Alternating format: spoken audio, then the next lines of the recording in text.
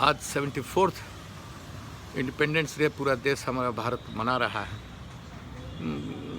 15 अगस्त 2020 है। तो एक बहुत पुराना गाना है हम लोग हिंदी सिनेमा का, भारतीय हिंदी सिनेमा का।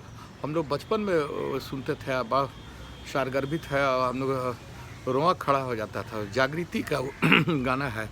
आज वही मैसेज मैं देना चाहता हूँ कि ये स्वाधीनता जो है वैसे तो ये फॉर्मली हम लोग को 1947 में मिला, लेकिन इन रियलिटी अगर देखा जाए भारतीय स्वतंत्रता के आप स्टडी करेंगे तो पता लगेगा कि 1929 के 26 नवंबर में लोग जो है डिसाइड कर चुका था लोग और 26 दिसंबर 1929 को फाइनली जो है स्वतंत्रता सेनानी हमारे जो रण बांकुरे थे स्वतंत्रता के, उन लोगों ने उसको पास कर दिया। और 26 जनवरी 1930 को लाहौर में जाकर मैंने भारतीय झंडा जो अभी है ये झंडा उन्होंने फहरा दिया।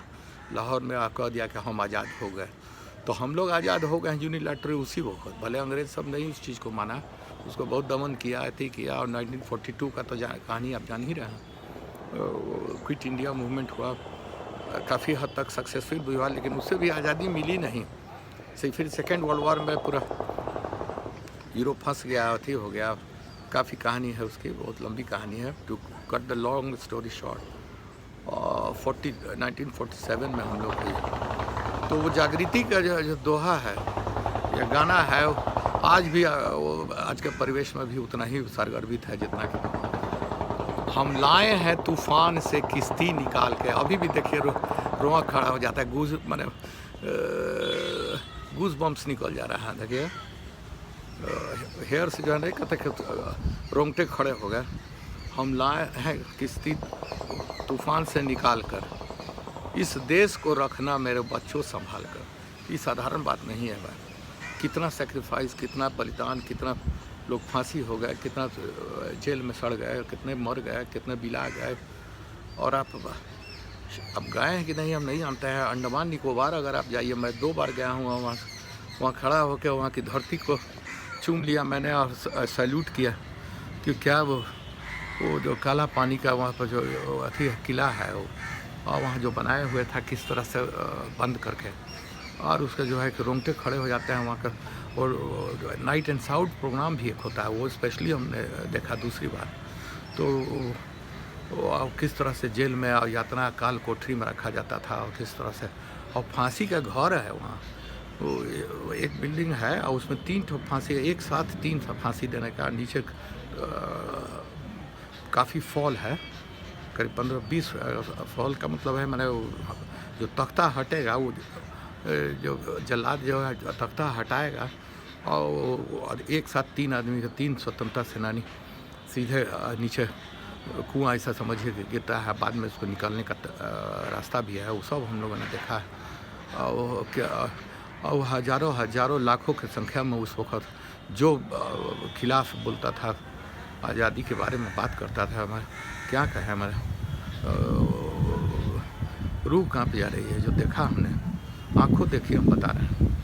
और तेल निकालने के लिए कहता था इतना जो है कि सरसों है इतना है, इसमें इतना निकलना चाहिए, इतना शेर है, इतना मोना। और दिन रात वो चाबुक लेके अब खड़ा है। अथी है क्या, वो गुलामी क्या होती है। पराधीन सपने हूँ सुख नहीं, पराधीन आप रहिएगा तो सपना में भी सुख इमेजिन नहीं करते हैं। Day in and day out. और कितना लोग कितना साल तक रहा, तो वहीं दम तोड़ दिया। और वो ऐसा जगह है, टापू है वो, अंडमान निकोबार का मेन जो पोर्ट प्लेयर है अभी कैपिटल।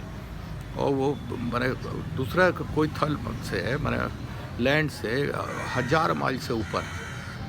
मैंने कोलकाता से जाइएगा फ्लाइट तब कभी 2.5-3 घंटा लगेगा। उधर से विशाखापट्टनम से मद्रास से सब 2-3 घंटा लगता है। और शिप से भी जाने का है तो 2-3 रात लगेगा आपको, शिप से जाइएगा तो, क्रूज़र से। तो कहने का मतलब कि स्वतंत्रता ये हवा से नहीं मिला है, बहुत सेक्रीफाइस किया गया है इसके लिए। इसलिए मैं तो अभी आज के तारीख में मैं यही दोहराऊँगा, वो जागृति का जो दोहा है, हम लाए हैं तूफान से किश्ती निकाल। किश्ती मतलब होता है बोट है, नाव और तूफान से हम किश्ती निकाल के, आई एम सॉरी, हम लाए हैं तूफान से किश्ती निकाल के। इस देश को रखना मेरे बच्चों संभाल के। बहुत बहुत धन्यवाद।